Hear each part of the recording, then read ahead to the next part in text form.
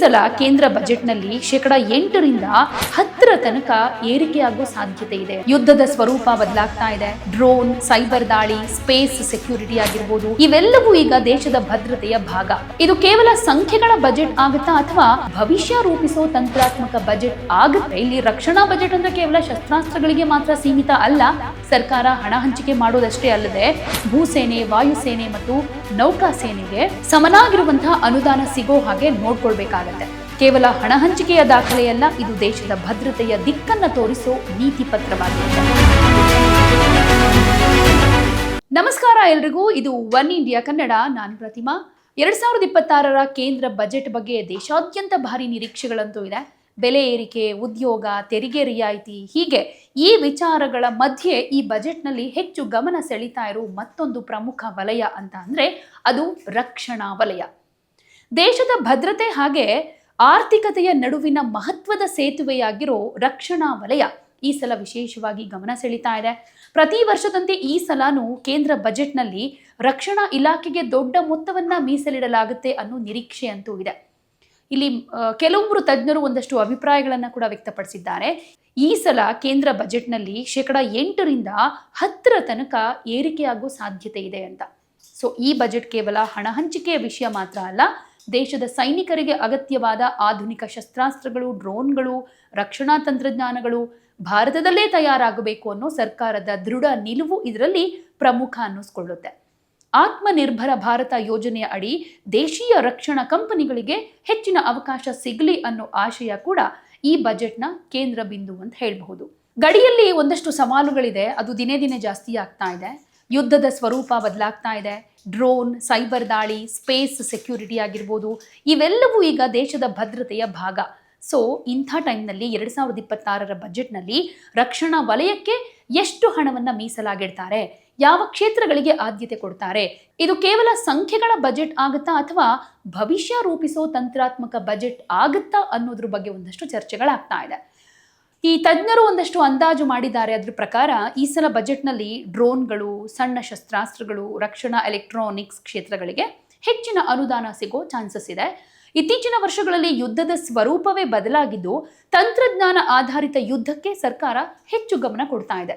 ಸ್ವದೇಶಿ ಉತ್ಪಾದನೆಗೆ ಉತ್ತೇಜನ ಕೊಡುವಂತಹ ಯೋಜನೆಗಳಿಗೆ ಬೂಸ್ಟರ್ ಡೋಸ್ ಕೊಡುವಂತಹ ಸಾಧ್ಯತೆ ಕೂಡ ಇರೋದ್ರಿಂದ ಆಮದು ಅವಲಂಬನೆ ಕಮ್ಮಿ ಮಾಡೋ ಗುರಿ ಕೂಡ ಈ ಬಜೆಟ್ನಲ್ಲಿದೆ. ಹಾಗೆ ಈ ಸಲ ಮಾರುಕಟ್ಟೆ ಕೇವಲ ದೊಡ್ಡ ಘೋಷಣೆಗಳನ್ನ ಮಾತ್ರ ನಿರೀಕ್ಷೆ ಮಾಡ್ತಾ ಇಲ್ಲ. ಘೋಷಣೆಗಳ ನಂತರ ಯೋಜನೆಗಳು ಎಷ್ಟು ಫಾಸ್ಟ್ ಆಗಿ ಜಾರಿಗೆ ಬರುತ್ತೆ ಅನ್ನೋದ್ರ ಮೇಲೂ ಕೂಡ ಗಮನ ಇದೆ. ಸರ್ಕಾರ ಸುಮಾರು 3.3 ಲಕ್ಷ ಕೋಟಿ ರೂಪಾಯಿಗಳ ಹೊಸ ರಕ್ಷಣಾ ಯೋಜನೆಗಳಿಗೆ ಅನುಮೋದನೆ ಕೊಡೋ ಸಾಧ್ಯತೆ ಇದೆ. ಆದರೆ ಯೋಜನೆಗಳ ಅನುಷ್ಠಾನದಲ್ಲಾಗುವಂಥ ವಿಳಂಬ ಕಂಪನಿಗಳಿಗೆ ಒಂದು ರೀತಿ ಚಾಲೆಂಜಿಂಗ್ ಅಂತ ಅನ್ನಿಸ್ಕೊಳ್ತಾ ಇದೆ.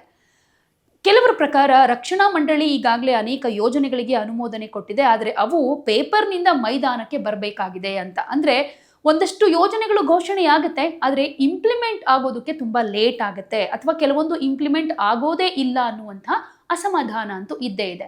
ಸೊ ಇಲ್ಲಿ ಹೂಡಿಕೆದಾರರು ಯಾವ್ಯಾವ ಕಂಪನಿಗಳ ಮೇಲೆ ಒಂದಷ್ಟು ಗಮನ ಇಟ್ಟಿದ್ದಾರೆ ಅಂತ ಹೇಳೋದಾದ್ರೆ, ಷೇರು ಮಾರುಕಟ್ಟೆಯಲ್ಲಿ ಹೂಡಿಕೆ ಮಾಡುವವರು ಈ ಸಲ BEL, HAL, BDL ಹಾಗೆ GRSE ಕಂಪನಿಗಳ ಮೇಲೆ ಹೆಚ್ಚು ಗಮನ ಇಟ್ಟಿರೋದು.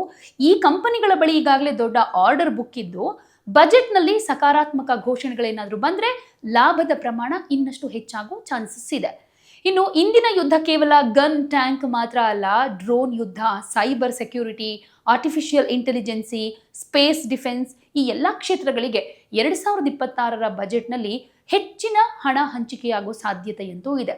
ಇಲ್ಲಿ ಸೇನಾ ಮೂಲ ಸೌಕರ್ಯ, ಗಡಿ ಭಾಗದ ರಸ್ತೆಗಳು, ಸುರಂಗಗಳು, ಏರ್ ಸ್ಟ್ರಿಪ್ಗಳು, ಇವೆಲ್ಲ ಸೇನೆಯ ವೇಗ ಹಾಗೆ ಭದ್ರತೆಗೆ ಅತಿ ಮುಖ್ಯ. ಇಲ್ಲಿ ಅನುದಾನ ಹೆಚ್ಚಾದ್ರೆ ಗಡಿ ಭದ್ರತೆ ಕೂಡ ಸ್ಟ್ರಾಂಗ್ ಆಗುತ್ತೆ. ಇನ್ನು ಸೇನೆಗೆ ಕಾರ್ಯಾಚರಣೆ ಕೂಡ ಈಸಿ ಆಗ್ಬಿಡುತ್ತೆ. ಇದರ ಜೊತೆಗೆ ಸೈನಿಕರ ಕಲ್ಯಾಣದ ಬಗ್ಗೆ ಕೂಡ ಯೋಚನೆ ಮಾಡಬೇಕಾಗುತ್ತೆ. ಈ ವಿಚಾರವನ್ನ ಮರೆಯೋಕೆ ಚಾನ್ಸೇ ಇಲ್ಲ. ಒಂದು ಪ್ರಮುಖ ಪ್ರಶ್ನೆ ಏನಂತಂದ್ರೆ, ಇಲ್ಲಿ ರಕ್ಷಣಾ ಬಜೆಟ್ ಅಂದ್ರೆ ಕೇವಲ ಶಸ್ತ್ರಾಸ್ತ್ರಗಳಿಗೆ ಮಾತ್ರ ಸೀಮಿತ ಅಲ್ಲ. ಸೈನಿಕರ ವೇತನ, ಪಿಂಚಣಿ, ಆರೋಗ್ಯ, ಕುಟುಂಬ ಕಲ್ಯಾಣ, ಇವೆಲ್ಲವೂ ಕೂಡ ಬಜೆಟ್ನ ಭಾಗವೇ ಆಗಿರುತ್ತೆ.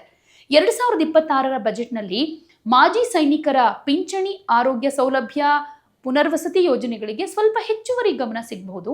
ಭರ್ಜರಿ ಕೊಡುಗೆ ಅಂತಂದ್ರೆ ಎಷ್ಟು? ಇಲ್ಲಿ ಒಂದು ಸ್ಪಷ್ಟತೆ ಬೇಕು. ಭರ್ಜರಿ ಅಂದ್ರೆ ಕೇವಲ ಸಂಖ್ಯೆಯಲ್ಲಿ ಹೆಚ್ಚಳ ಮಾಡೋದಲ್ಲ, ಹಣದ ಬಳಕೆಯಲ್ಲಿ ಪರಿಣಾಮಕಾರಿಯಾಗಿ ದೇಶೀಯ ಉತ್ಪಾದನೆಗೆ ಉತ್ತೇಜನ ಕೊಡೋದು, ತಂತ್ರಜ್ಞಾನದಲ್ಲಿ ಒಂದಷ್ಟು ಸ್ವಾವಲಂಬನೆ, ಇವುಗಳೆಲ್ಲ ಸೇರಿದ್ರೆ ಮಾತ್ರ ಅದು ನಿಜವಾದ ಭರ್ಜರಿ ಕೊಡುಗೆಯಾಗಿರುತ್ತೆ. ಇನ್ನು ರಕ್ಷಣಾ ವಲಯದಲ್ಲಿ ನಿಧಾನಗತಿಯ ಅನುಷ್ಠಾನ, ಕಚ್ಚಾ ವಸ್ತುಗಳ ಪೂರೈಕೆ ಸಮಸ್ಯೆ, ತಂತ್ರಜ್ಞಾನ ಅವಲಂಬನೆ ಒಂದು ರೀತಿ ದೊಡ್ಡ ಸವಾಲುಗಳಾಗಿ ಉಳ್ಕೊಂಡಿದೆ. ಸರ್ಕಾರ ಹಣ ಹಂಚಿಕೆ ಮಾಡೋದಷ್ಟೇ ಅಲ್ಲದೆ ಭೂಸೇನೆ, ವಾಯುಸೇನೆ ಮತ್ತು ನೌಕಾಸೇನೆಗೆ ಸಮನಾಗಿರುವಂತಹ ಅನುದಾನ ಸಿಗೋ ಹಾಗೆ ನೋಡ್ಕೊಳ್ಬೇಕಾಗತ್ತೆ.